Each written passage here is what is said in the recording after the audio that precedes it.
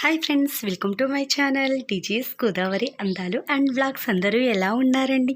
నేనైతే చాలా బాగున్నాను. మీరు కూడా బాగుండాలి అని కోరుకుంటున్నాను. ఈరోజు వీడియోలో పుట్టింటి నుండి వడిబియ్యం తీసుకుని మొదటిసారి మెట్టినింట్లో అడుగుపెట్టబోతున్న కొత్త పెళ్లి కూతురికి ఏ విధంగా వెల్కమ్ చెప్పామో ఈరోజు వీడియోలో మీతో షేర్ చేసుకోబోతున్నాను. వీడియో ఎక్కడా స్కిప్ చేయకుండా ఎండ్ వరకు చూడండి ఫ్రెండ్స్. మరి లేట్ ఎందుకు, వీడియోలోకి అయితే వెళ్ళిపోదామా?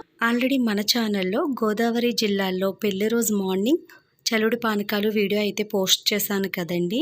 సో అదే విధంగా మా క్యాస్ట్లో ఏంటంటే పెళ్లి కాకముందే పుట్టింటి నుండి వడిబియ్యం తీసుకుని మెట్టింట్లో పెళ్లి కూతురు అడుగు పెడద్దండి.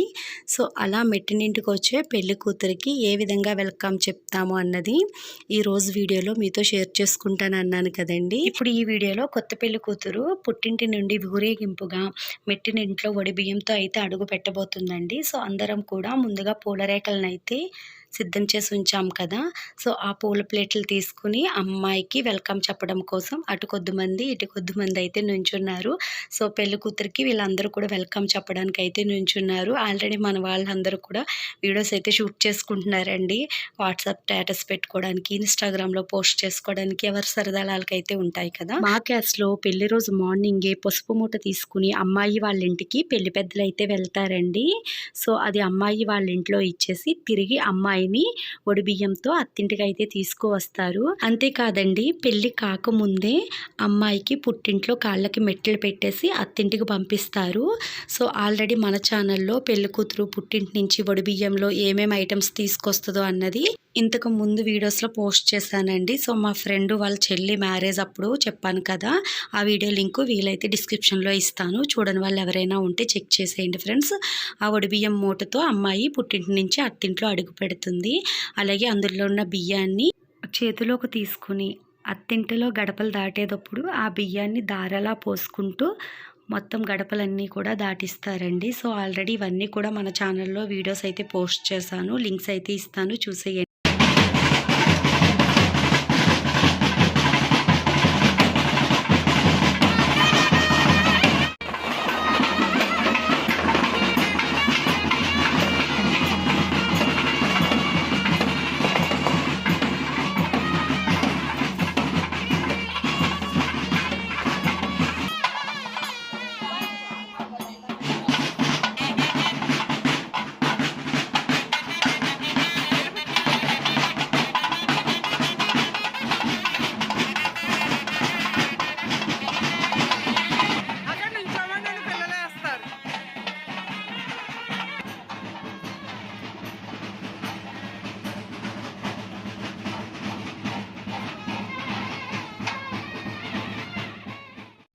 చూసారు కదండి పెళ్లి కూతురికి ఏ విధంగా వెల్కమ్ చెప్పాము అన్నది.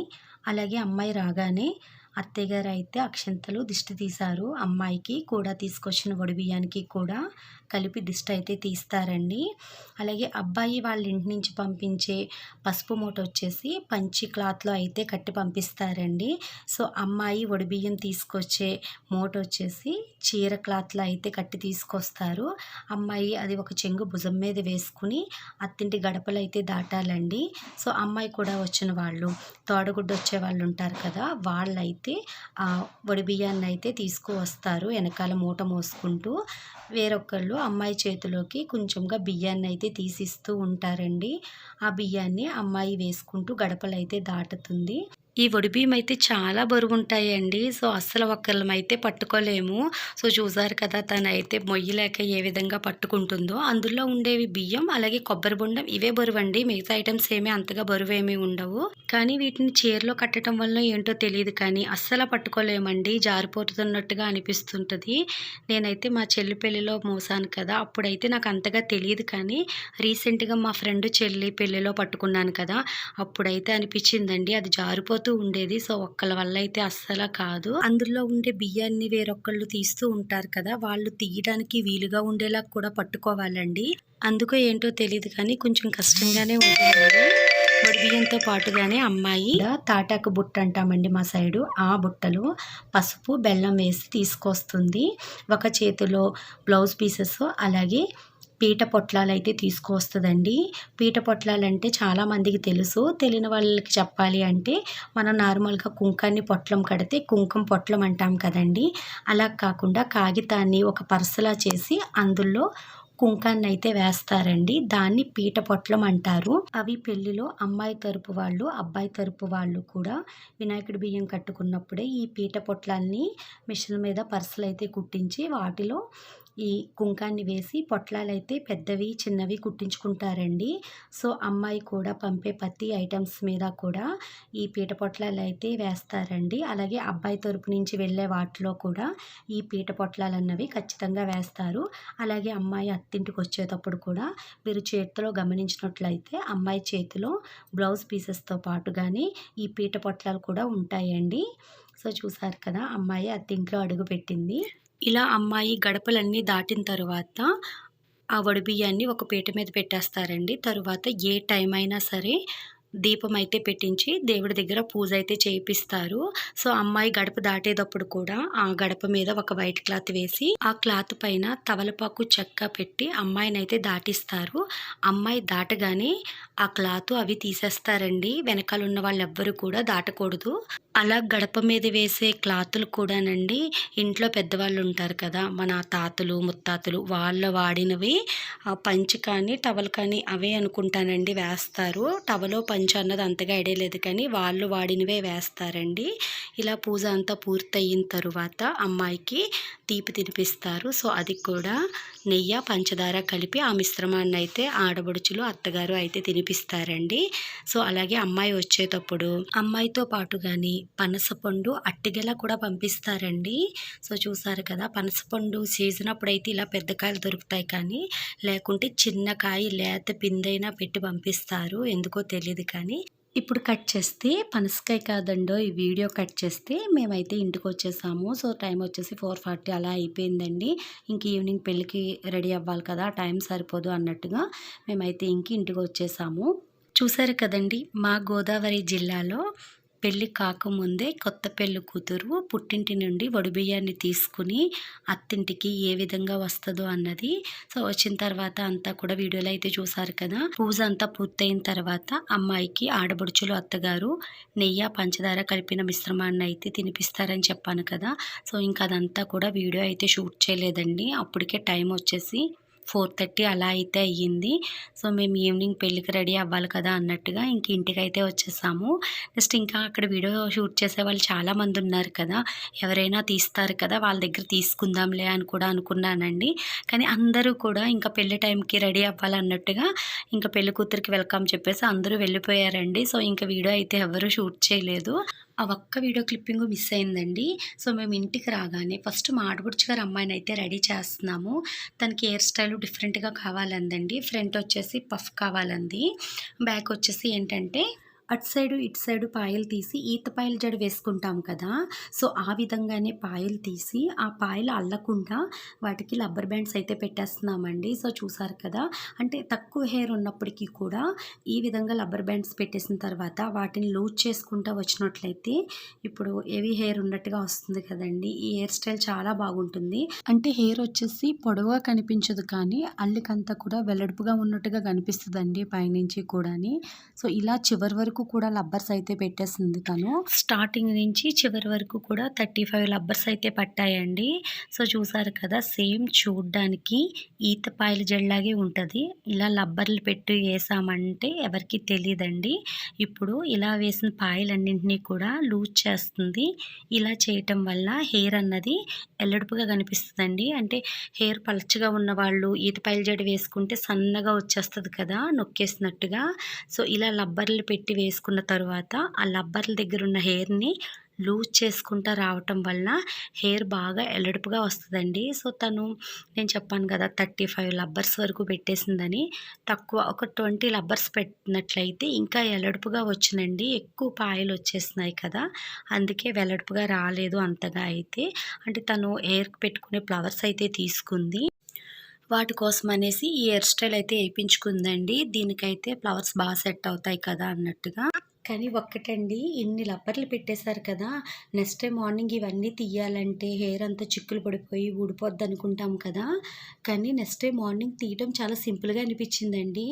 చాలా చక్కగా రబ్బర్స్ అన్నీ వచ్చేసాయి. అసలు హెయిర్ అన్నది అస్సలు ఊడలేదు. నార్మల్‌గా 1, 2 రబ్బర్లు పెట్టుకుంటేనే హెయిర్ అంతా కూడా ఊడిపోతూ ఉంటది కదా! తీసేటప్పుడు. అలాంటిది ఇన్ని రబ్బర్లు తీయాలంటే చాలా కష్టం అనుకున్నానండి నేను. కానీ చాలా సింపుల్‌గా తీసేయొచ్చండి. ఫ్లవర్స్ పెట్టిన తర్వాత ఫైనల్ లుక్ అయితే ఈ విధంగా ఉంది. ఇప్పుడు మేమైతే కళ్యాణ మండపానికైతే వచ్చేసామండి. టైం వచ్చి 6 అయ్యింది. శీతాకాలం కదా! ఉత్తే పొద్దుపోయినట్టుగా ఉంటది కదా! ఏంటి ఇప్పుడు మే నెల 7 అయినా కూడా ఇంకా పొద్దు పోవటం లేదు. శీతాకాలం అంటున్నాను అనుకుంటున్నారా? ఈ వీడియో షూట్ చేసి 3 నెలలు అవుతుందండి. ఫిబ్రవరి నెలలో జరిగిన మ్యారేజ్ వీడియో ఇది. ఇప్పుడు మే నెలలో పోస్ట్ చేస్తున్నాను. ఈ వీడియోస్ అన్నీ కూడా వేరే మొబైల్‌లో ఉండిపోయాయండి. సడెన్‌గా మొబైల్ అయితే స్టక్ అయిపోయి స్విచ్ ఆఫ్ అయిపోయింది.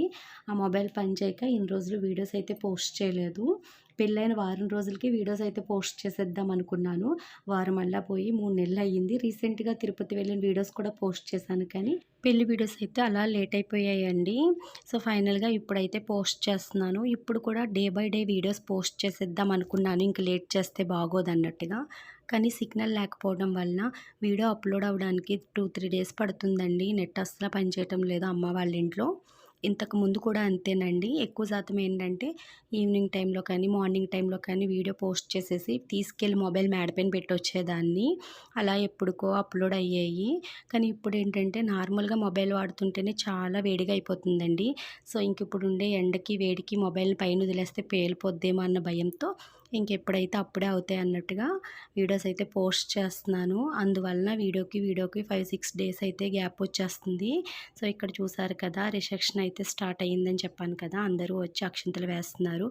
పెళ్లిలో సందడంతా కూడా పిల్లలదేనండి. సో, చూసారు కదా! ముగ్గురు చక్కగా లంగావోణీలయితే కట్టుకున్నారు.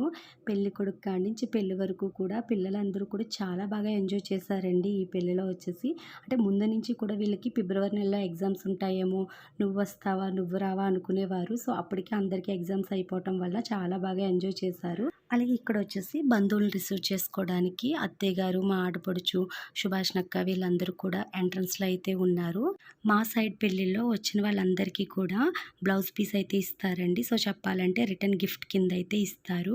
అలాగే ఇక్కడొచ్చేసి మా అత్తయ్య గారు, అలాగే వాళ్ళ తోటికోడలు ఇద్దరునండి. సో, వీళ్ళు మెండపాటి అత్తయ్య గారనమాట. అంటే వీళ్ళు మెండపాటిలో ఉంటారు. వీళ్ళు మా మావయ్య గారి చిన్నాన్నగారి కోడళ్ళండి. సో, మా మావయ్య గారిలాగే ఈళ్ళు కూడా ముగ్గురు అన్నతమ్ముళ్ళంట. ఇంకొక అత్తయ్య గారు అయితే రాలేదు. పెద్ద అత్తయ్య గారు, లాస్ట్ అత్తయ్య గారు అయితే వచ్చారు. ఇక్కడ మా ఆడపడుచు వాళ్ళ ఆడపడుచుతో అయితే మాట్లాడుతున్నారు. చిన్న వీడియో క్లిప్పింగ్ అయితే షూట్ చేశానండి. చాలా రోజుల తర్వాత ఈ పెళ్ళిలో మా బెస్ట్ ఫ్రెండ్‌ని అయితే కలిసానండి. సో, తను ఇక్కడికొస్తదని నాకు తెలీదు. నేనిక్కడ ఉంటానని తను కూడా అసలు అనుకోలేదంటండి.